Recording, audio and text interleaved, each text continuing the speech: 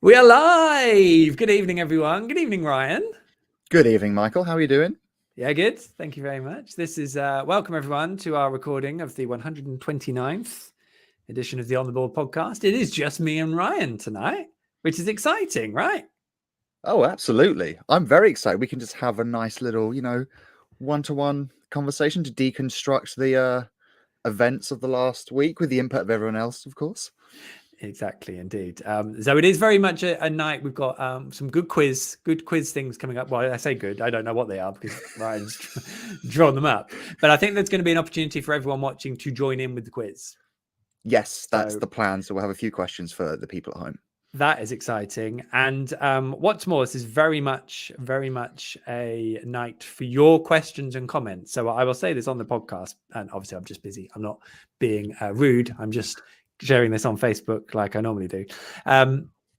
What was I saying? Yes. Primarily because I couldn't manage to do a video verdict after the Stoke game on Saturday. So obviously I owe everyone the most sincerest of apologies for that. And therefore, I feel like there's probably loads of questions, maybe not just about the game, but just in general. So we want your questions for me and Ryan. They can be on anything, to be honest. Otherwise, it'll be quiet. So, we can stretch out beyond football, probably still avoid politics if at all possible. But everything else, pretty much, why not? Ask us if there's anything you ever wished you knew. But there probably isn't. You're probably more likely just to ask about football. Ryan, have you got any no-go subjects? I think probably best to stay away from politics. Okay. Oh, what else? I don't like nothing crisps. else. Oh, you don't like crisps? No, crisps. If anyone asks me about crisps, yeah, I know it's a weird thing. So if anyone asks me about that, then I'll check out. But yeah, any crisps at all. It's a weird situation, Michael, which if I knew the rhyme and reasoning behind it, I would make the whole hour of this podcast about that to explain. But I don't. Maybe that's what the podcast can be. Maybe we can just work that out over the next hour instead of screw the football. Let's work out that. Well, yeah, don't tempt me. What was the last crisp you ate? Oh God, I think it. It's really strange because I think I might know the answer to that question. I tell you what, don't tell me. Don't tell us now. We'll come on to it on the podcast and we'll tee it up. Speaking of which, I reckon we crack on if you're happy with that.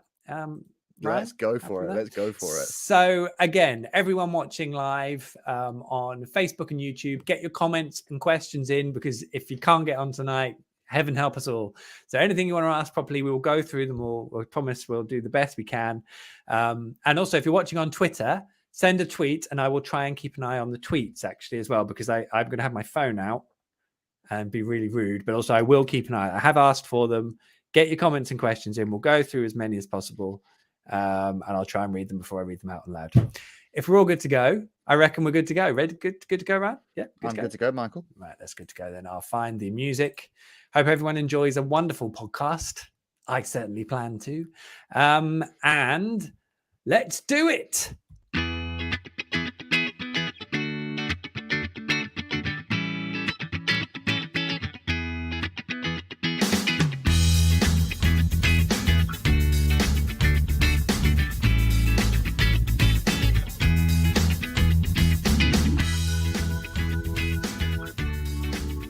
Hello all and welcome to edition 129 of On the Ball, the Norwich City podcast that is the epitome of playing for a draw and also the epitome of having a dig at someone that annoyed you years ago.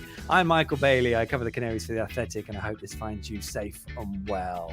On the way, stoking the fires, quizzings and your questions answered. We'll work through all that and more with our guest this evening, who is On the Ball's official random quizmaster generator. It's Ryan Livermore. Thank you very much, Michael. Good evening, everyone. Thank you for having me. Well, it's lovely to have you, Ryan. I must admit, it would just be me if not. But that's fine. I'm pretty good at talking to myself. Some would say that would be an improvement, but we'll see how tonight goes. No one watching this podcast or listening to this podcast would say that, Ryan. Absolutely. Do not worry about that. I am the hype man, which makes you what? The hypey. The hyped man. The hyped man. Hyped person.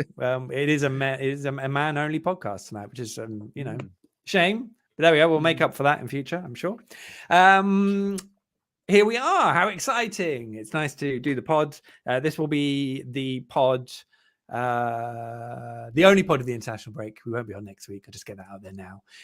But we're going to use this opportunity to get your questions, answer them for those watching live, and also talk some stuff. And Ryan has a quiz. It's all very exciting. Ryan, how are you, first of all? How are you doing? I'm doing very well, Michael. I've been working a lot. I'm very tired. Excellent. And when you're tired at the end of a long week, the thing you look forward to most is sitting down and having a chance to relax at the weekend and watch your favorite football team. However, the last week I think has left a lot to be desired in terms of Norwich. Let's say that much. But that aside, I'm really good, thank you. It's just a shame we have to talk about all that tonight. Well, we can talk about that, and we can also talk about other stuff. We can do that as well. I am, for those watching live, I am wearing an absolutely tremendously wonderful Torino shirt from my pal Fresh Shirts UK, Zeke Downs, Knockham Downs. It's a lovely shirt. So there we go. I'm borrowing this one today. I almost lost all his last set of shirts, which would have cost me probably hundreds of pounds. I left them on a scooter and my mother-in-law saved them while I was on the train to London.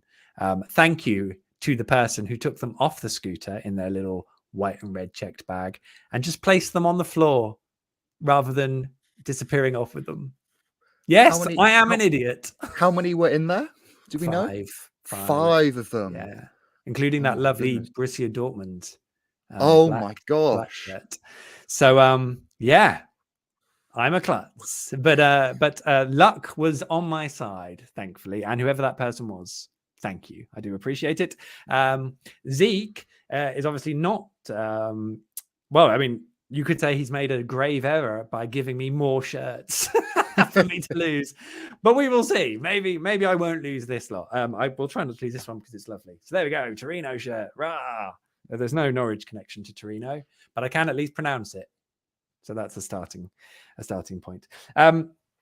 So yeah, give Zeke a look, obviously, because why wouldn't you? Right, and those watching live, wherever it is, please do get your comments and questions in as we go through the podcast, and we'll ask a few of those as we go along. Anything you want to ask, be it on football or on life in general, like things we were just before we started recording, we were just having a quick discussion about things that we might not be comfortable talking about. We both said politics, which I guess is in a public forum probably wise at the moment. And Ryan, you said crisps. Yeah, this is a weird thing. I don't like crisps. I saw a comment earlier which asked if it was crisps or just potato products in general. And no, it's not. It's just crisps. I don't know why. I don't know what it is. I can't deal with them. There we go. Thank you, Ian. Ian Palmer. Is it just crisps or potatoes in general? I mean, yeah, chips, fine. Chips are fine. Okay. I'm very weird with cold, savory food. Anyway, that's a very strange area for me. A large amount of food. It's a large amount. I can probably count on one hand the amount of cold, savory things I'm comfortable with eating. But we're getting sidetracked now. This is totally irrelevant to anything people have tuned in for. Look, it's this or the golden straw at Stoke. So to be honest, we're fine. Good point. But there was a question. So I wanted to know what was the last crisp you ate? Racking my brain, and this is not what I've been told this. It was a packet of Wotsits when I was about 3 or 4. So nearly 25 years ago. See, I can understand a packet of Wotsits completely putting you off crisps. I don't like Wotsits. Oh no? No, weird cheese. Why would anyone eat a flavor of crisps that's weirdly cheese? Like, salted kettle chips. Oh, lovely. Mm-hmm. Pringles, sour cream and chive, that's okay. But you're not a cheese and onion boy then? Weird cheese, orange cheese. No. What about like the prawn cocktail ones though? Yeah, nothing wrong with those. Love a bit of prawn. Yeah, okay. I'm glad we've cleared that up. I think we're having a great podcast already as we continue to talk about crisps, and we want to hear your crisp inputs too. That, or you can talk about the football. It's completely your choice. Speaking of which, yes, you can get in touch with us even if you're not watching live. And you're listening, which is brilliant. Obviously we can't reply live because that would involve bending the rules of time, but we could certainly come back next week or the next pod and get stuck into your questions, all you need to do is send them in an email to Twitterkers, Twitter, Kers, at iCloud.com. We love hearing from you. But with that said, I reckon we should crack on with this week's Headline Act.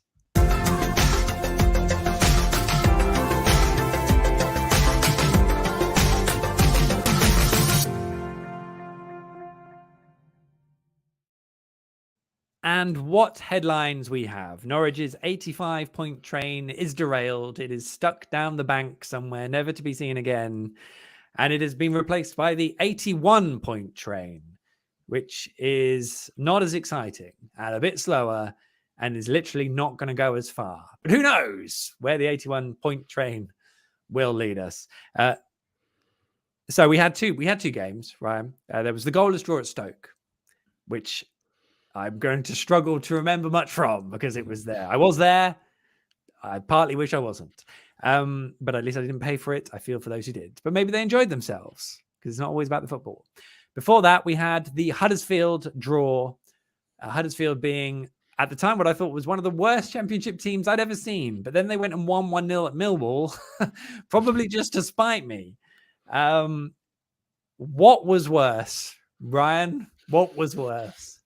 Oh, that's a great question. On one hand, I think you can look at it as the virtual capitulation in the second half at Huddersfield was very bad in of itself, because with all due respect to Huddersfield, in that first half, they were very, very poor. Like, I mean, probably I'd go as far as to say the worst championship team I've seen play this season in a half in isolation. And the way Norwich fell apart in that second half and just looked a complete shell of the side that started the game was quite spectacular in and of itself. But then you look at the Stoke game, where you can use that game as a chance to really bounce back, with at the very least with a performance that shows that Norwich have a chance of being there or thereabouts. And we're sat here now saying that had it not been for Angus Gunn, I think Norwich would be coming out of this week with 1 point instead of 2. And that kind of speaks volumes of what was going on in front of him, which, to be honest, wasn't a lot. I was very surprised with the changes that happened for the Stoke game as well. Because am I right in thinking, Michael, that it looked from paper like it was like a 5-2-3 formation, but then it sort of turned into 4-2-3-1 with Max Aarons playing on the right, which struck me as very odd in a way, because Wagner's teams kind of rely on full-backs bombing high up the pitch and providing the width, whilst the wingers sort of are inverted and pick up those half spaces. And Max isn't that kind of player on that flank, is he really? No, it was to me it was more of a 4-4-2, but a bit asymmetrical, because I think they'd looked at Stoke.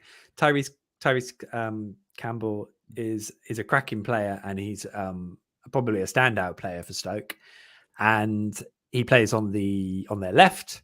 So to me, he was playing Max Aarons and Jakob Sørensen on the same wing to counter that, really, to keep him doubly busy.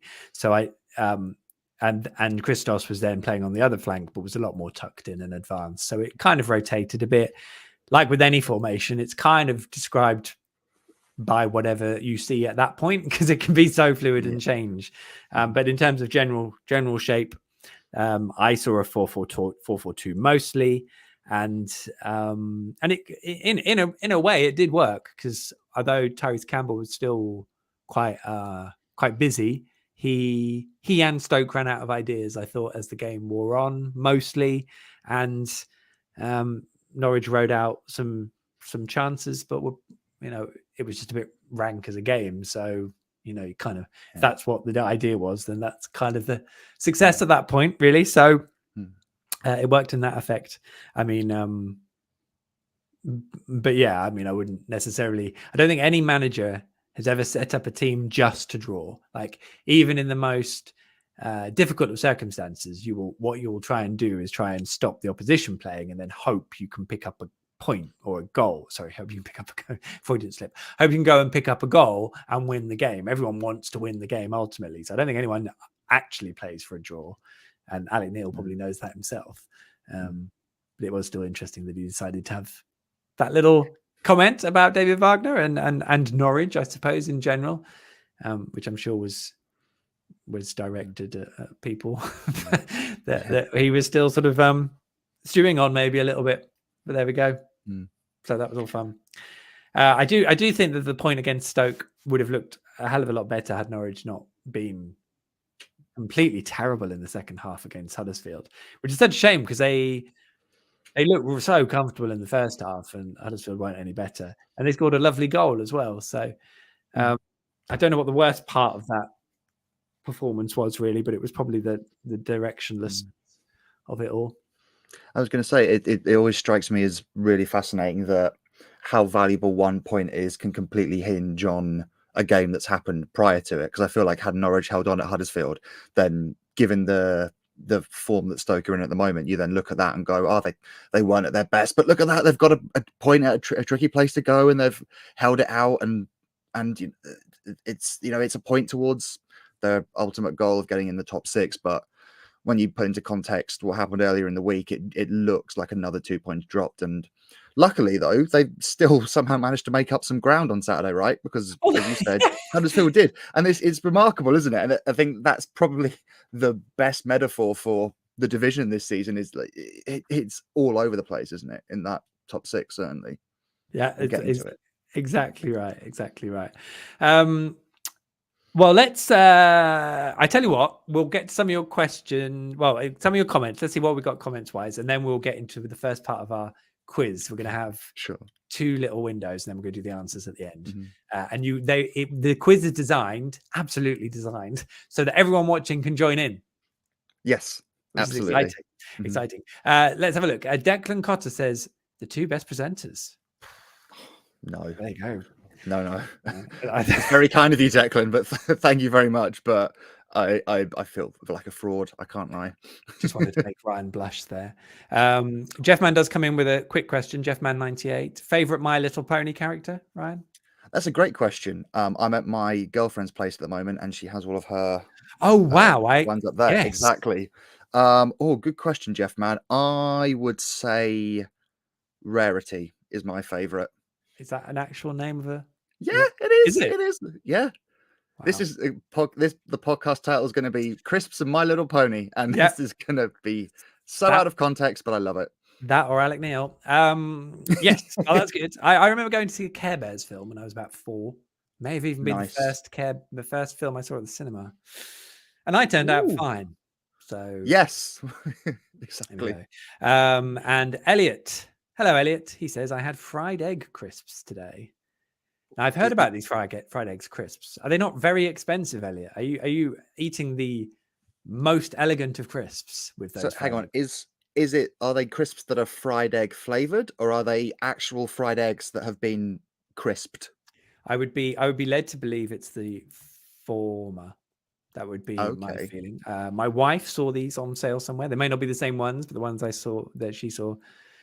She was going to buy until they told her how much they were. So, Elliot, please, I hope don't leave us hanging. How good were those fried egg crisps? We would, of course, love to know. Right, I tell you what, let's go into our first quiz window, shall we? I'm going to hand you over temporarily to our quizmaster general, Mr. Ryan Livermore. Thank you very much, Michael. So tonight's quiz is based on a popular board game called Linky. And the premise is very simple. I'm going to ask you, the viewers, and Michael, 3 questions. You have to write down what you think the answers are to those 3 questions, but that's not how you get the point. You have to work out what the connection is between the 3 answers you have written down, and that connection will get you a point. Excellent. Does that make sense? Fantastic. Yes, okay. I'll speak on behalf of everyone. Yes. Wonderful. Okay, so for set number 1, the first question, goalkeeper who has played more games for the club than any other player. Okay. Goalkeeper who has played more games for the club than any other player. I saw him pop up in a video the other day. Yeah. Number 2. Yes. Striker who sits third in the all-time top scorers list. Striker who sits third in the all-time top scorers list. Yeah. And the third and final question. Inaugural City Hall of Famer who finished top scorer in his first season at the club as Norwich were promoted back to the top tier. Inaugural City Hall of Famer who finished top scorer in his first season at the club as Norwich were promoted back to the top tier. That is your first set of questions. Oh, How are we getting on? I don't know. I'm not sure if I know that second one, the third one. Oh, okay. Well, Which season was that? That. Is Oh, that too big a clue? I think it might be too big of a clue. It was. I'll tell you. I'll give you a sort of a hint. It was in the 80s. Yeah. Okay. And we'll move on to the second batch of questions. Yes. So this is question 2, part 1. Former City midfielder who went on to manage the club in what was his first management role. Former City midfielder who went on to manage the club in what was his first management role. Okay. Question 2. Yeah. Ex-utility man who made 54 appearances for the Canaries between 63 and 66 before moving to Chester.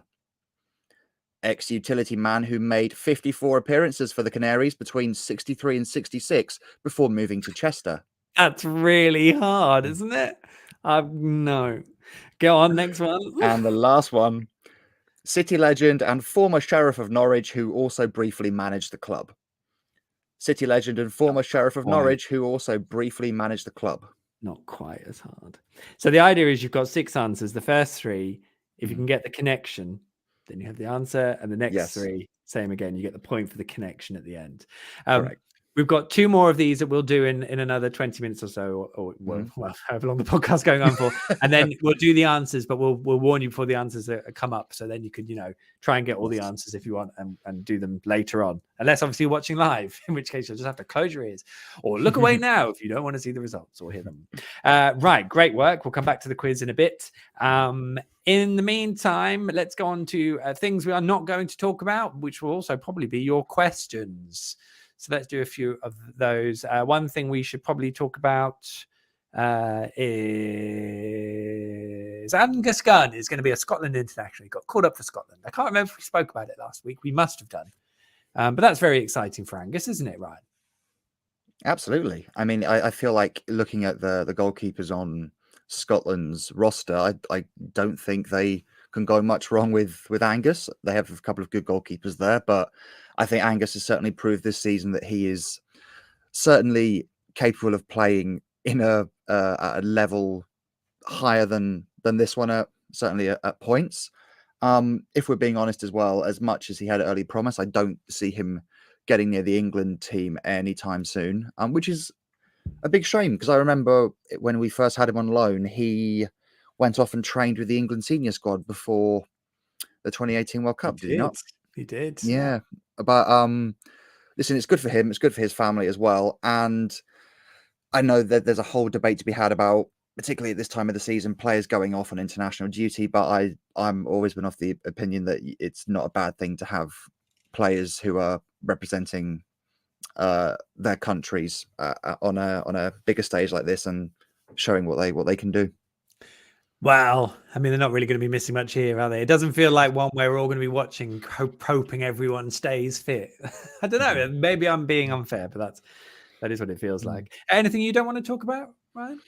Oh, that's a good question. I did have one because I've seen a couple of tweets, and a friend of mine, when we were watching the Huddersfield game, he sort of turned to me in the 70th minute and went, "Oh, I don't think I've seen much improvement from Wagner than I have under Smith." And I sort of looked at him like, really? I know things aren't ideal at the moment, but I saw a stat earlier today that I think Norwich have still picked up the 6th most points in the Championship in 2023, which is, again, we might be 3 points off the top 6 at the moment, but I think to compare where this team is under David Wagner 3 months in to where it was under Dean Smith 13 months in, I think is a bit it's the inevitable comparison, isn't it? People always compare the new manager to the old one when things aren't going great. But I think the time frame each coach has had, you can't directly compare the two. And listen, that there are always going to be flaws in the game plan. We knew when Wagner came in, it's going to be very, very open, and there's a lot of work to be done. But I think to say that there's been no improvement whatsoever is jumping the gun a little bit too much. Not to say that it's without its flaws, like I say. I thought certainly in the second half of Huddersfield, you saw a lot of the problems with his style of play, sort of being that there didn't seem to be anyone in that middle third who could connect defence to attack, and that's obviously how Huddersfield scored their goal, which was, I mean, I'm sure we might dissect it at some point, but it was absolutely fair. It was absolutely abysmal, wasn't it? But yes, it wasn't even a shot on target at the end of it. Yeah, and gosh, yeah. I did get to stay with Dan and Zoe off of the pod, which I think I can't remember if it came up on air or off air after the last podcast, but they were very kind and they put me up on the way to Huddersfield, which was so lovely to see them. And I've completely lost my trail of thought there. But I was talking to them. What was I talking to them about? The goal. What were we talking about? The goal, the goal, the equaliser, shot on target, no shots on target. Mm-hmm. Can't remember what I was saying, but it was going to be something about how. Oh yes, that's it. The fact that everyone may have thought I was a bit harsh on Grant Hanley just doing his job by getting back on the line against Millwall to make that late stop. And the reason I was slightly hesitant about the uber praise for that one moment was because he got back on the line against Burnley and didn't really do anything to stop the ball, and then on Wednesday night he got back on the line and couldn't react to the ball hitting the post and scored an own goal. But it's a bit mean because Grant's doing his best. Goodness sake, aren't we all? I mean, it sounds obvious. It's one of those where when it comes off, you're the best defender in the world and your anticipation's great, but then when an awkward situation like that comes up, people are likely going to criticize that being your chosen decision. But I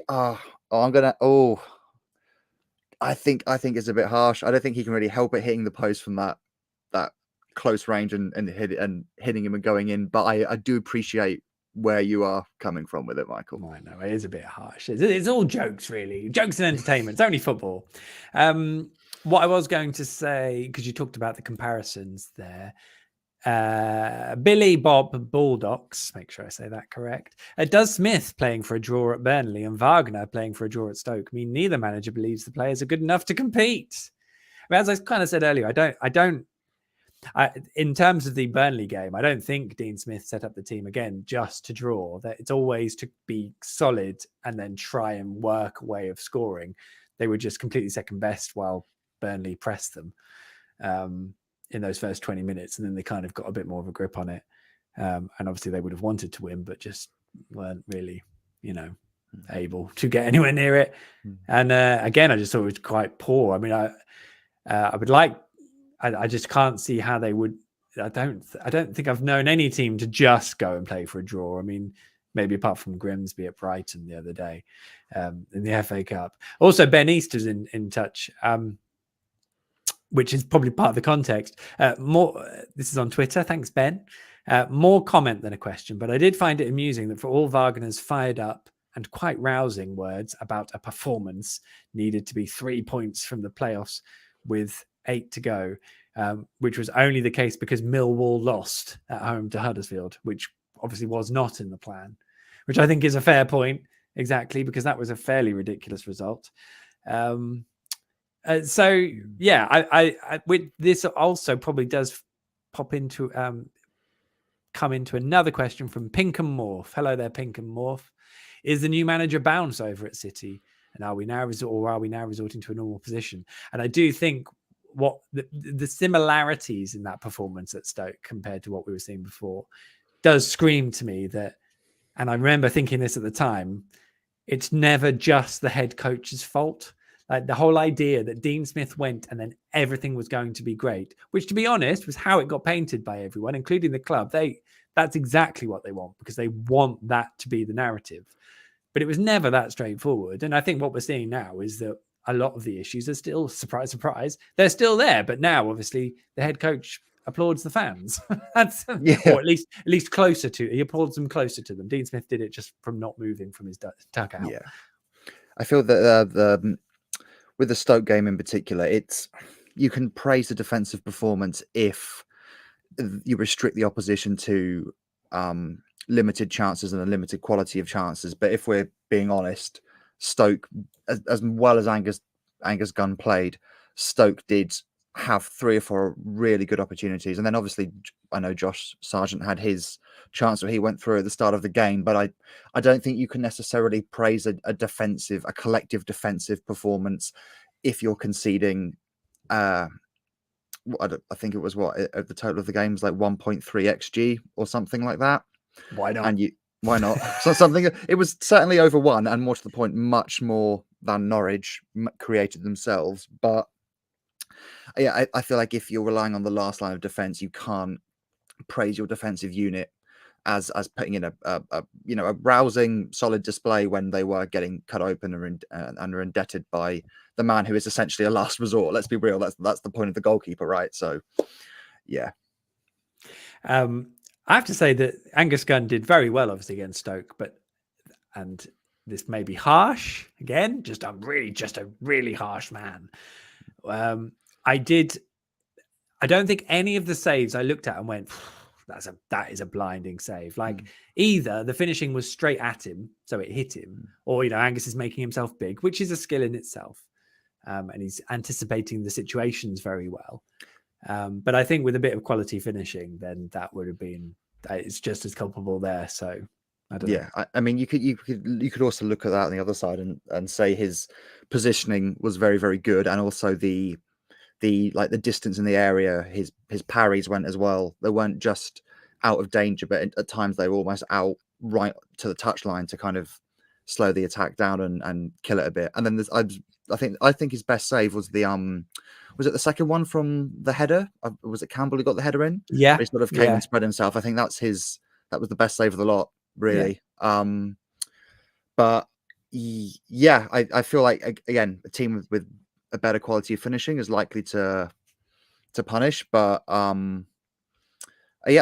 I mean, we can then criticize that all we want, but the thing is, he did his job flawlessly, hence the clean sheet, and that's all. 100%. That's all you can say. Exactly that. Jeffman98 back in touch. Hanley rugby tackling Keith Stroud, the referee, was the only highlight of that Huddersfield game. It was Huddersfield, wasn't it? It was a brilliant rugby tackle, and it was great watching Keith Stroud then pelt forward to try and keep pace with the counter attack, which he didn't really manage to do. And when the ball went out of play, as Norwich managed to get it back, he was blowing. So fair play to Keith Stroud, the EFL Championship legend that he is, and that was very funny. Sorry, Michael. Just sort of on Keith Stroud, I guess. It might just be pointless chat now because the red card got overturned. But from the press box at Huddersfield, what was your view on the Marquinhos red? Red, because the iFollow stream, I looked up when we were looking at it. My first thought was, oh, he's given a free kick, and then you sort of saw him running like the refs do, where they're hunched over and they're bombing like Sonic over there, and his hand was going to his back pocket, and I was kind of like, really? Is that what you're giving it for? And then you saw the Huddersfield bench sort of going up for it, and then I was like, is he gonna send him off? He can't send him off for that, surely. And then but they showed but then they showed the close up of who was it? Sorry, who he jumped with, the left back. Ruffles, was it? With Ruffles, I think, and he's Josh Ruffles. And his lip was bleeding. So I was like, well, maybe there was more to that, but it seemed very, very harsh at the time. I just wanted to know how you saw it from where you were sat. Yeah, it's quite an interesting case study, really, because for me, I saw it at the time and then the replays and thought that's really, really harsh. It seemed like he jumped, but he had to have his arm up. He didn't actually forcefully elbow him in the face. But you see, then I saw Ruffles have, his face was sort of beaten up and his lip was really swollen. He was obviously bleeding and had to change his shirt. And then I was like, well, in fairness, if you've led with your arm to jump and then the other guy is left with a really bloody face, then that is probably not due care to your opposition, even if you maybe need to get your arm up. So then I kind of felt that it would be incredibly hard to overturn it. But I suppose, so I was really surprised they appealed and was successful. I suppose the argument is that you can't referee a situation based on the result of the contact. So I remember Martin Taylor injuring Eduardo at Arsenal. This is a Birmingham Arsenal late 90s reference this is. And I don't think it was the worst tackle in the world, but Eduardo broke his leg and everyone was like, well, that's got to be a massive ban or whatever because he's broken the player's leg. But sometimes it doesn't have to be a really bad tackle to create bad injuries, and you probably should. I don't know. It's like a philosophical debate, really, isn't it? Do you penalize someone because of the results, whether they meant it or not? Because is it just an intrinsic risk of playing the sport and trying to challenge for a ball, or is it actually that you do have a greater duty of care? I mean, to me, if Ruffles has got his face bashed up because Marquinhos has got his arm raised, then okay, it's unfortunate, but that is kind of dangerous, isn't it? So I'm still a bit surprised, but maybe you can't officiate based on the injury that a player received, which I kind of get in real time, but then I'm thinking retrospectively, like to actually overturn something because his face was beaten up, I find quite strange. I don't know how often that's happened, but so there we go. I don't know the answer and I'm debating it with myself. So that's grand. But there we go. Hurrah to Keith Stroud, which is all good. Ian Rudd has been in touch. What's Ryan's secret for still looking 15? Which is obviously would be considered a major dig, but for the fact that we both worked with Ian at Mustard TV back in the day. Yes. Hello, so Ian. He's allowed to have my goodness, that's a very surly profile picture, Ian. Yes, he plays baseball. So if he plays his cards right, Mark Atanasio might sign him up for the Brewers. Oh my goodness. There's your next athletic article. I love it. Did you imagine it? So there we go. Right, we have got other questions, but I reckon before we get stuck into those, Ryan, shall we go on to part 2 of our quiz? Yes, let's do it. So we have another 2 questions. And like the first set, they will be broken down into 2 sets of 3, everyone. So pens or devices at the ready. Question 3, part 1. USA forward who was the subject of a club-made documentary called Resilient. USA forward who was the subject of a club-made documentary called Resilient. Part 2. Dutch one-season wonder who was unable to help prevent City's relegation to the Championship that year. Dutch one-season wonder who was unable to help prevent City's relegation to the Championship that year. Part 3. Good start. City Academy product turned pundit who is now best known for his wonky finger. City Academy products turned pundit who is now best known for his wonky finger. What was that second one again? Just very quickly, Ryan. What was the second one again? Dutch one-season wonder who was unable to help prevent City's relegation to the Championship that season. Cool. Excellent. Carry on. And the final question, question 4, part 1. One-time City loanee and now out-of-work manager, most recently sacked by Club Brugge. One-time City loanee and now out-of-work manager, most recently sacked by Club Brugge. Part 2. After joining on loan, this player scored on his debut against Ipswich before making the move permanent the following January. After joining on loan, this player scored on his debut against Ipswich Town before making the move permanent the following January. And part 3 to that question. After hanging up his boots, this former midfielder Don de Gile, which he also hung up before becoming a pundit. I should read that better because it sounds like Don de Gile is like a French midfielder who wore a long shirt. So I've met him, Don de Gile. He was on the back of the long shirt. It was great. Part 3. After hanging up his boots, this former midfielder donned a gilet, which he also hung up before becoming a pundit. Okay. There we go. So again, all 3 answers have a link and the link is the answer. So you've got 4 answers for 4 points. As it stands, I have gaps and no links, but I've got to do a podcast in the meantime. We'll bring the answers before we finish tonight. How exciting. Ryan, as always, thank you for your brilliant quiz master generaling. In this quiz, which is named, what's this quiz named? City Linky? City Linky. There we go. All right. We'll do that. Perfect. Well, we've got up to there. Let's move on, shall we, to a bit of God bless him, John Watson. This is almost fantasy football. Yes, the fantasy football is that. It's an international break. That's exciting. Max Aarons is still away with the under-21s, which is good work, as he's 23. So I think this will be his last cycle. Angus is away with Scotland. Others are obviously away doing their things too. It's the first international break of the season because the only other break was a World Cup, which I guess was an international break, but a bit weird, obviously. Then on their return, Norwich host Sheffield United. That's exciting. It's a big game. We are actually away for Easter, by the way, after that Sheffield United game. There will be one podcast during that break at least, maybe 2. Not quite worked it out. Steve's going to be looking after it. So that's all grand. I'm going on my holes, which I hope is okay because we were supposed to go and then COVID struck and we didn't. So that's that. If that's okay with everyone, great. Thank you. So yeah, the Sheffield United game is a very big game, Ryan. I mean, we've got that and Middlesbrough obviously coming up. Middlesbrough's now on a Friday night, by the way. I guess it would be classic Norwich to beat Sheffield United at home, and then everyone gets a bit excited. I mean, Max Aarons, when he spoke to us at the end of the game on Saturday, he didn't give up on the top 2. He was like, look, we're still hoping for a top 2 finish, which I find remarkable, bearing in mind they can only get 81 points. I don't even think the top 2 is remotely possible now. But, there we go. So he's not giving up on it, which is fair enough. But yeah, Sheffield United, hey. Are they going to finish in the top 2, do you think, Ryan? Lots of noises. Lots of noises. No. I agree.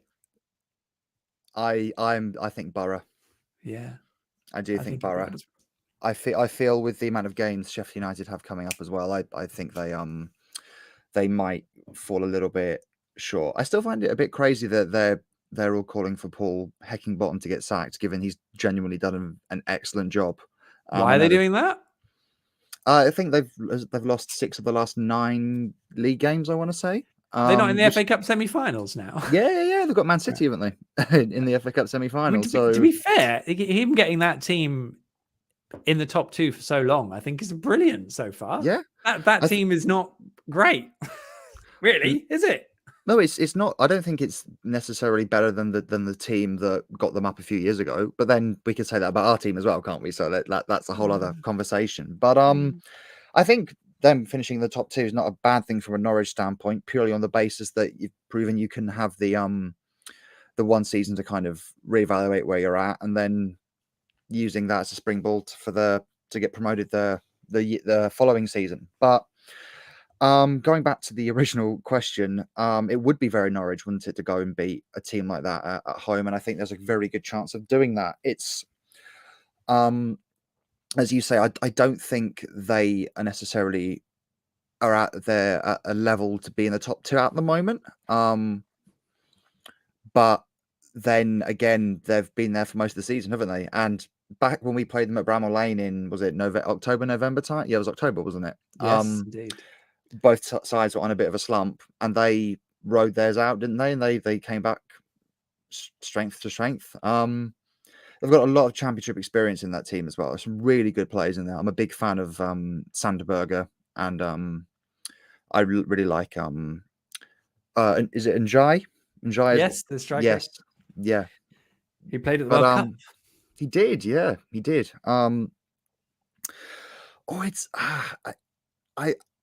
It's gonna be. Listen, it's gonna be fun. Let's put it that way. It's gonna be a fun few days watching Norwich around that time. But I can't see them finishing in the top 2 at the moment. But that being said, there's a chance for Norwich to capitalize on that, on the form, which has led us to thinking that, right? I mean, they're Exactly. not in the best place. However, they are still in the top 2, and you have to respect that. But I find it really strange. Sorry, just quickly, Michael, that Max Aarons, I didn't see those quotes that he still says they think top 2 is possible, because didn't David Wagner come out literally minutes later and say, no, top 2's gone?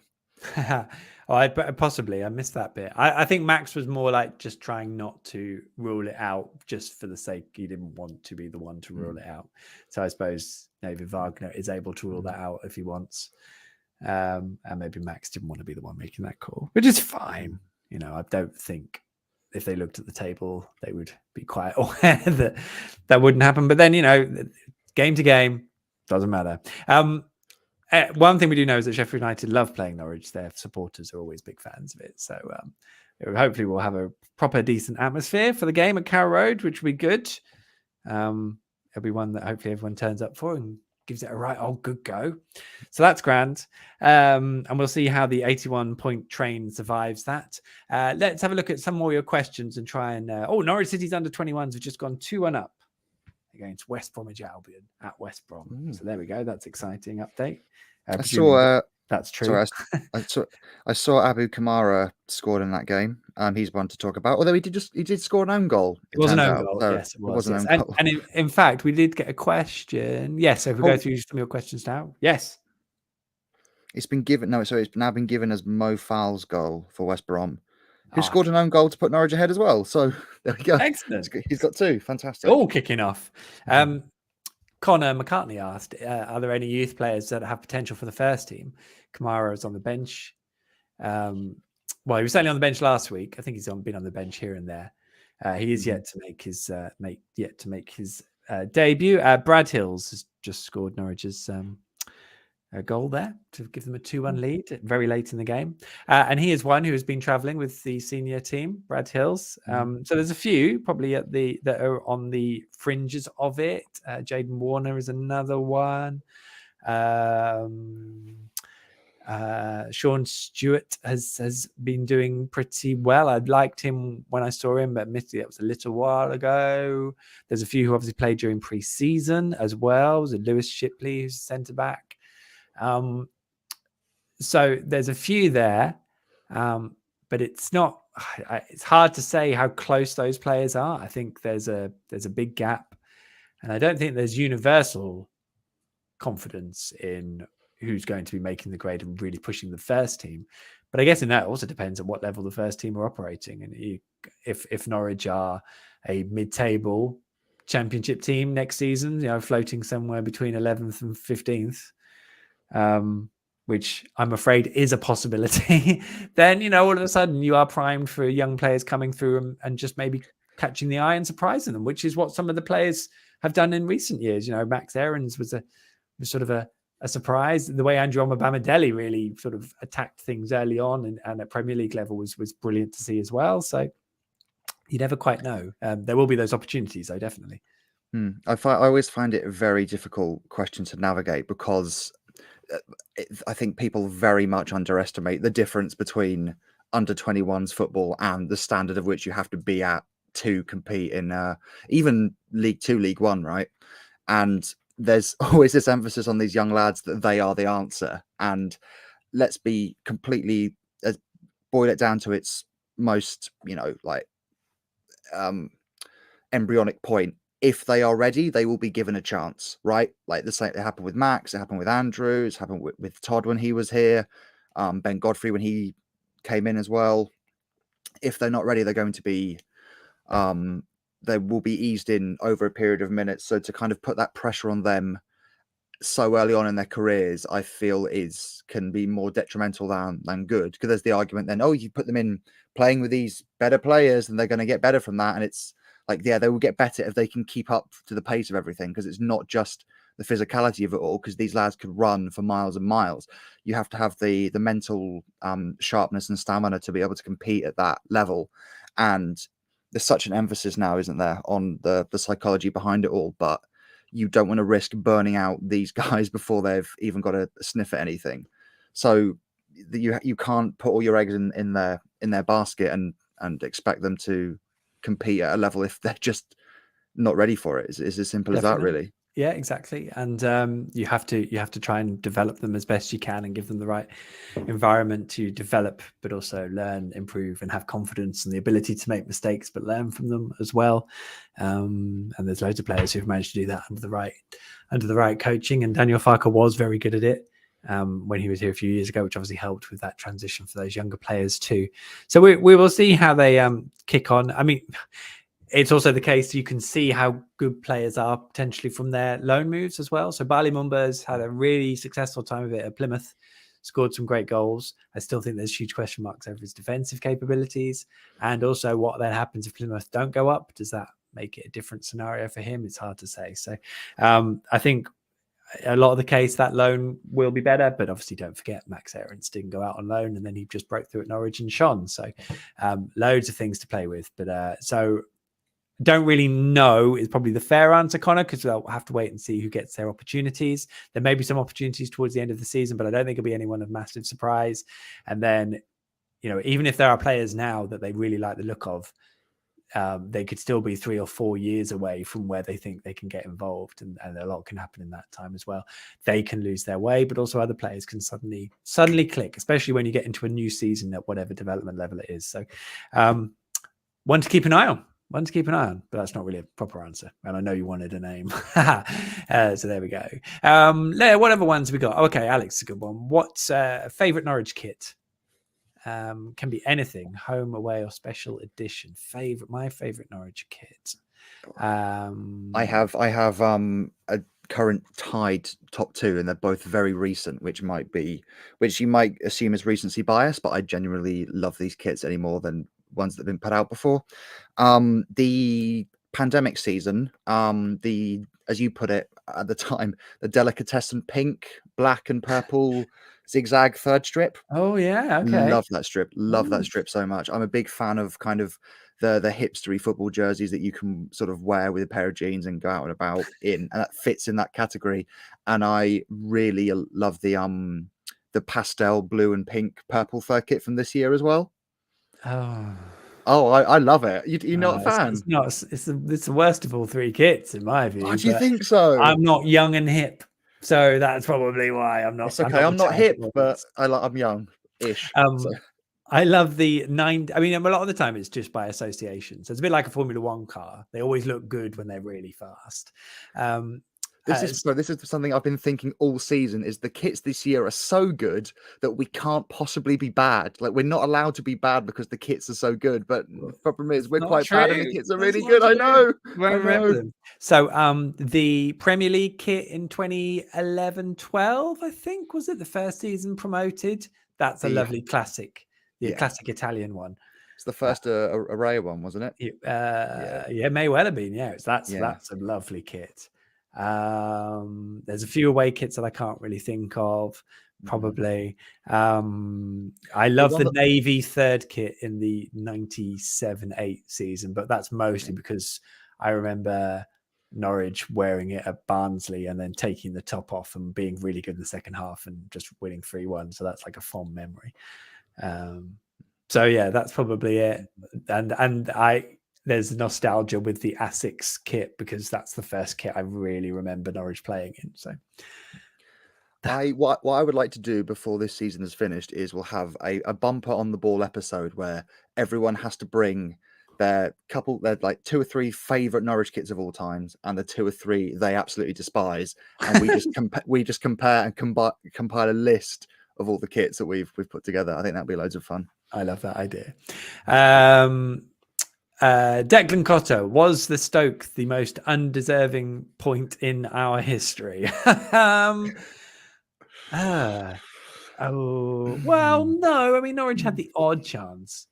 I would imagine there's probably more undeserving points. But how do you get what you deserve in football? That's this is the age-old question, isn't it? If you can say you can deserve it all you want, but if you haven't scored, then you haven't deserved it, right? Exactly. Let's rattle through a few of these, shall we? Stephen Bird, what happened with Todd Cantwell? The real backstory, please. Oh, Stephen, I've been asked this so many times. I mean, I wrote 4 pieces on The Athletic. I think it's a bit like Jigsaw a jigsaw puzzle, really. If you put everything together, then there's an answer there to what is public knowledge. But I guess a lot of people won't consider they know an answer until Todd has on the record said what he believes he needs to say as well. I don't. It's probably just not really a big thing. I think it's being made into a big thing, but it's kind of like he did well, then he lost his form, and then he lost a bit of confidence, and then some of the coaching staff probably lost a bit of faith in him. He probably lost a bit of faith in them. Then he got a bit tired because he was still at Norwich. Then he went to Bournemouth, okay, but then he kind of lost his way. And I don't know, is he the most hungry of all footballers? I don't know. I don't know the answer to that.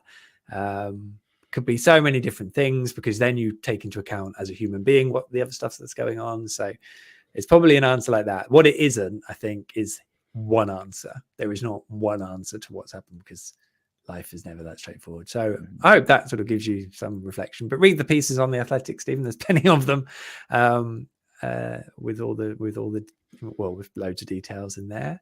Alex has asked a good one for Michael, me, MB. As a journalist, how much insight into the club do you actually have? Is it more or less than fans often think you do? What a lovely question. I know nothing, Alex. I'm just a massive blagger. I've not got a clue. I think, like anything, I would imagine I probably know more than a lot of people. There's stuff you can say in public. There's stuff you can't, because maybe you haven't got it backed up. You don't know it's definitely true, but you sort of know of it. Maybe you only get it corroborated by different sources at a later point. I won't know everything, because if any organization has certain things they don't want anyone to know, that's just the way of the world. Also, there's stuff I might know, but it's not right that I make public unless it's in the public interest. So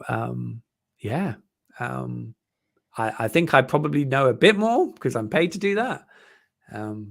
But also a lot of it is opinions and stuff as well. So I suppose there's different things, aren't there? There's opinions, and then there's details, and then there's people's opinions of things and all sorts. So don't know if that's an answer, but I hope it was some sort of answer for you. Alex? It's sorry, having studied sports journalism at uni as well, it sort of comes down to contacts and patterns as well, doesn't it? Because after following how a club operates for so long, I think you can kind of eventually make an educated guess in it, and you're closer to the answer than not, right? Like you pick up these things over time, and it comes with the experience of being in and around the industry and the club, right? I think so, definitely.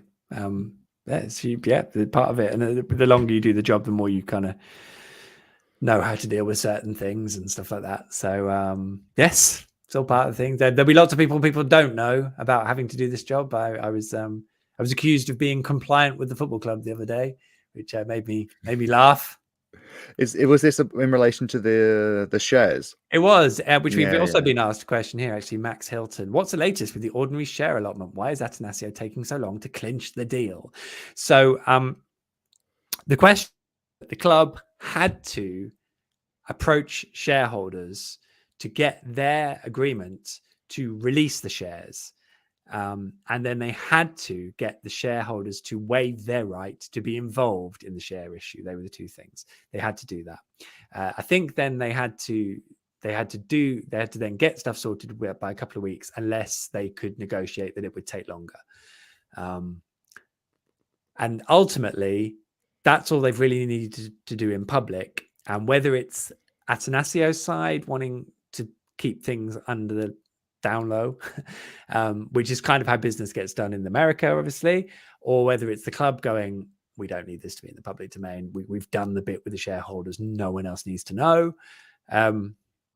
Either way, and I think it's probably both, if I'm honest, either way, if they don't have to tell anyone what is going on, they won't.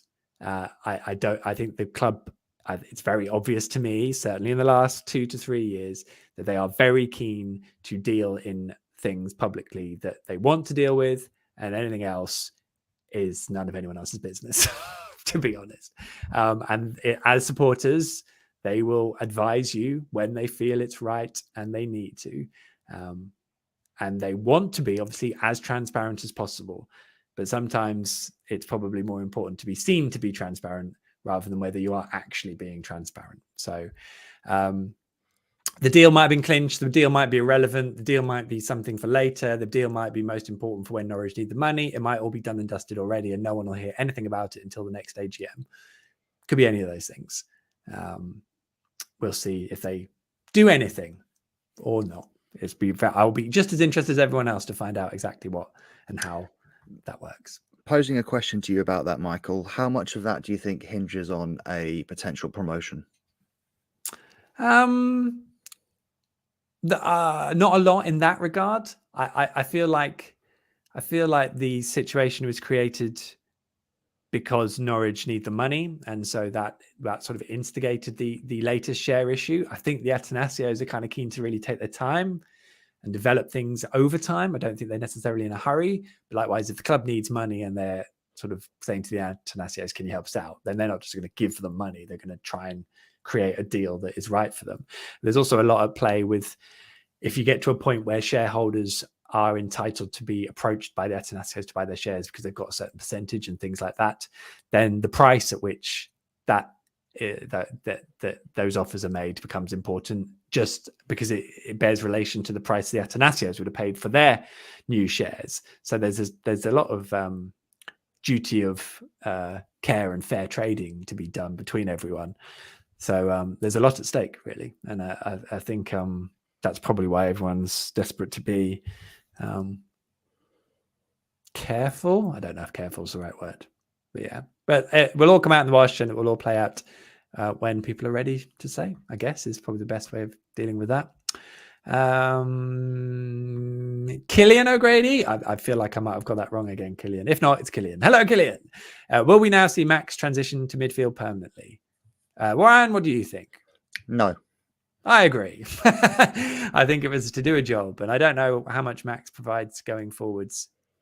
That's not really a winger, is he? He did do it as sort of but his ball carrying numbers tend to be quite good, don't they? I think as a right back or a right wing back, absolutely. But I can't see him certainly in the way Wagner sets up with, as we said earlier, the two narrow wingers. I can't see him fitting that mantle for more than just, as you say, Michael, doing a job on Saturday because they were a bit short in that department. Indeed. Beck was at Stoke as my first away game for a long while. Probably not going to another game for a long time. Hey, at least you were there, Beck. You can say you were there, which is obviously very exciting. Let's go through a few more of these. Jeffman 98. At what point does the 81-point train get pulled out for a replacement bus service? We could be very close, Jeffman. We could be very close to that. Matthew Richards makes a good point. Ben Gibson's 25-yarder at Huddersfield was worth the admission fee alone. It's a great strike. It's a great strike. Force a save. So that was good. And lots of then comments about what Tom Osborne says, late 90s. I think this was the Martin Taylor challenging Eduardo. 2007. Oh no, my it was 2008, I think. It was my goodness. No. It was the 07-08 season, because it was also the game where was it William Gallas started crying on the pitch at full time after Arsenal blew their lead at the top. Well, no, in fairness, he was on loan, wasn't he, at Norwich in 2006-ish. So no, it was the same season. He was on loan at Norwich in it's sad that I know this, isn't it? He went on loan to Norwich. I'd say it's quite useful, to be honest. Was it November 07? Because his debut was against Ipswich, and he did so well at Norwich that I think Alex McLeish recalled him in January, and then 3 games later got a massive ban for breaking Eduardo's ankle in so many places. So, yeah. Kit talk then, as always. Matt Gregory, worst kit was the rubbish Bruce Oldfield design shirt under Bruce Rioch, the all yellow kit. I mean, that kit was terrible because of the yellow shorts, sorry. But the yellow shirts were all right, I thought. And the interesting thing about that kit, of course, was it same design, but then green shirts and yellow collar for the away kit. Just same with the Asics, really. The Asics kit was the yellow shirt with green stripes, and then the away kit was the white shirt with green stripes. Quite like that idea of just having the same design, but then just flipping the colors. Alex, for him, it was the 100-year special edition kit. That was the centenary kit, wasn't it? Everyone's name on it and the light blue and white halves. Does that sound right? Ian Palmer, away Essex. That's the one I just mentioned there. 2 right. Matt Gregory, away kit. Vitesse Arnhem, away purple kit. Yeah, that was a lovely one. Not worn very often. So there we all go. Matt Gregory again. I will be at Sheffield United game, my first game since Newcastle last season. Well, I hope it wasn't you outside the director's entrance with your bed sheet there, Matt. And now you've just been unbanned and let back in. I'm joking, obviously, unless it was you, in which case I apologize.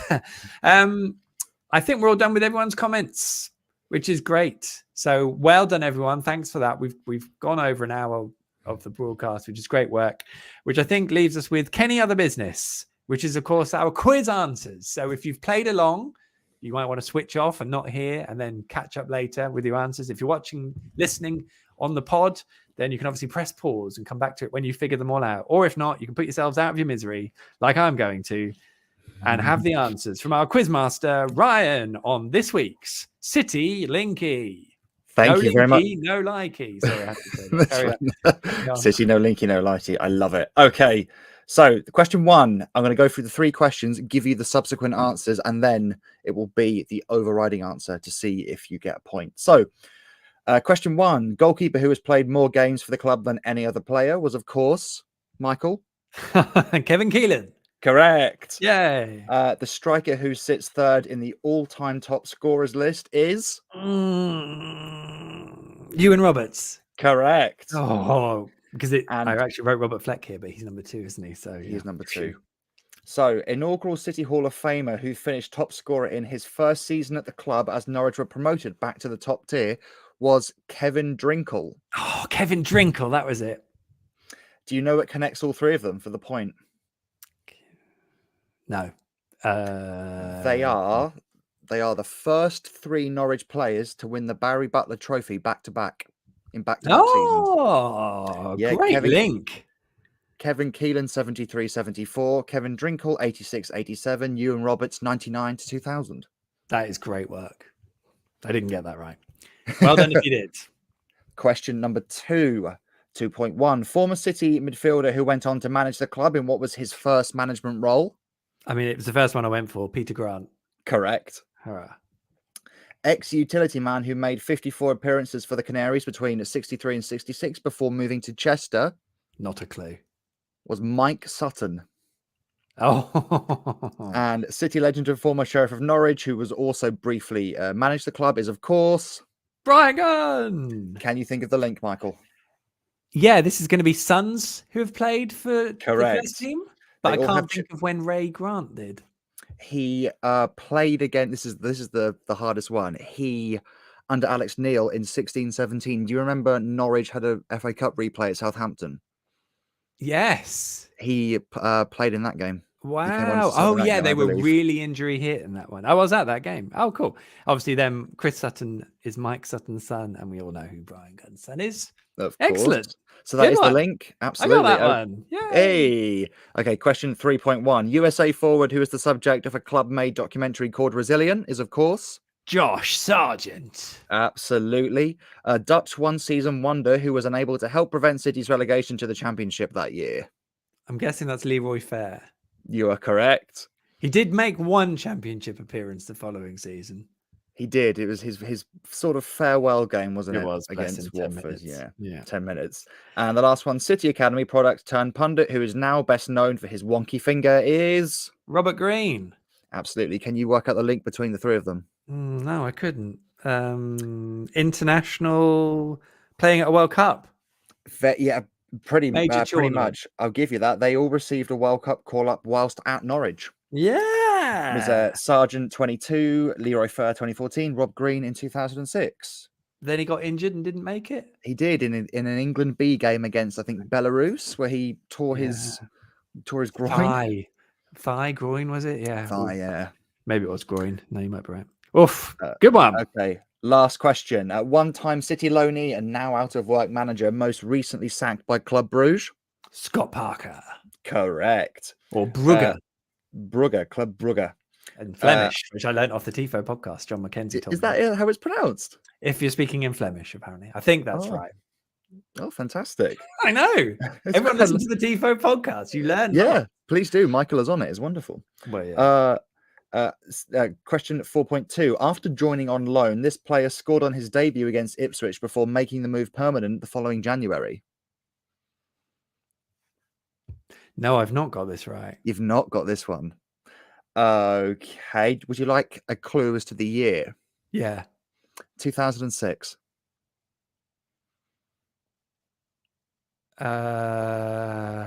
Any clue? I must be Hux. No, it was Luke Chadwick. Oh no, of course it's not Hux. I'm about 4 years out. Luke Chadwick.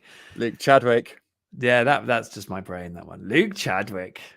And the final question. And that was also the game where he went into the hoardings and cut his knee, wasn't it? He did, yeah. And then he was out for 3 or 4 months after that for a irrelevant injury. Horrible. Yeah. I watched that game from a sports bar in London. Oh, really? Yeah, that's as interesting as that story gets. But yep. Oh, Danny Haynes, eh? And there's a throwback. And question 4.3. After hanging up his boots, this former midfielder donned a gilet, which he also hung up before becoming a pundit. Tim Sherwood. Absolutely. Now, can you think of the connection between these three?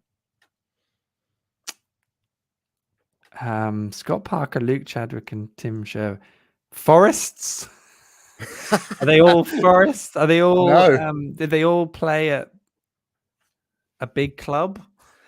You're sort of on the right lines with that one. You're getting warmer. They all play in London. No. Would you like? It's to do with honours they've won. They've all won the FA Cup. I'm just guessing now. Just tell me the answer, Ryan, please. They are former City players who have all won the Premier League. Oh, so Tim Sherwood at Blackburn.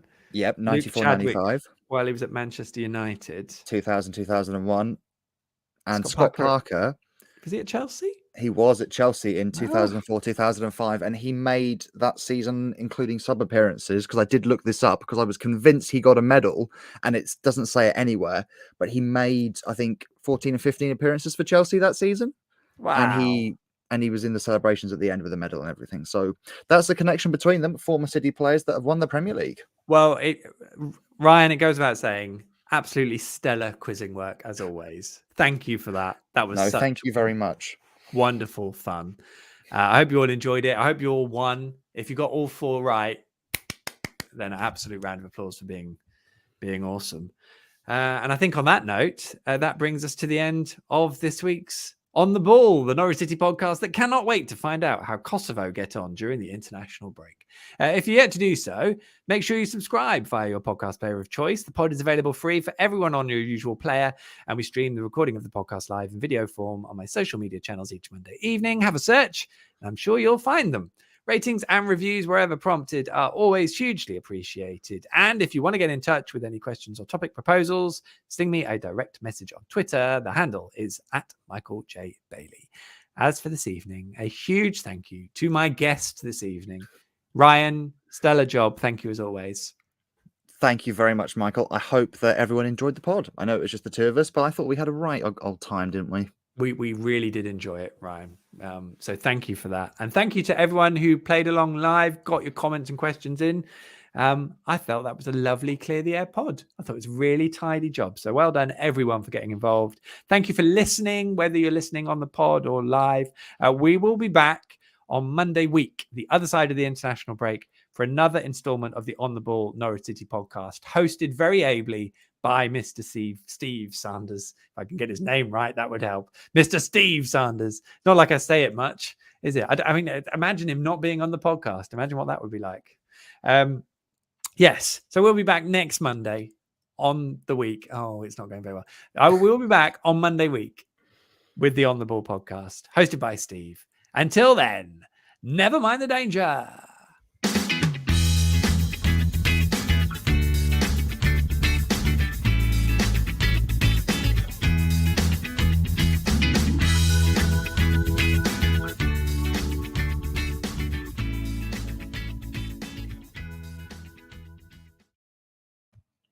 And we are done. That was fun. Thanks, everyone, for being involved. Ryan, top work, as I said. No, that wasn't. I was going to just share a couple of quick messages while we're still live. Someone did want to know if you were doing the pod from your little sister's bedroom, Ryan. Bit mean. Simon Very Duarte mean. said it was the Foster's kit, which was his favorite, which he then pictured in the Foster's kit, as you can see. So I love a bit of that. Ian Palmer used to like the City Link buses, which I think is a City Linky rest thing. Matt Gregory tidies up that it wasn't him with the bed sheet. And the Bruce Oldfield kit never washed well, according to his mum. Oh. You should have been making your own washing there, Matt. Sam W with the farewell game, like that. And also he adds in, was Leroy Fair the first serving Norwich City player to score at a World Cup? Yes, I believe he was. I remember it was a very big deal. Certainly that's what my head tells me anyway. Declan Cotter says the best one was the third kit from the 17-18 season, white with green and yellow speckles. Yeah, that was a good away kit. And with that, they're all the comments and questions. Happy, Ryan? I'm as happy as you are, Michael. I hope everyone enjoyed it. I appreciate that there's it's hard to navigate a pod with just two of us, isn't it? But I thought we did very, very well. Hey, we did our best. That's all anyone can ask for. Although we know that's not true because we've been watching Norwich and they still get slated, even though they're trying their best. So there we go. By us. Exactly. Slate away. We will see you all very soon in a fortnight, as I so eloquently put at the end of the podcast. But in the meantime, look after yourselves and we'll see you all soon. Let's wave, Ryan. Let's wave. Bye, everybody. Bye.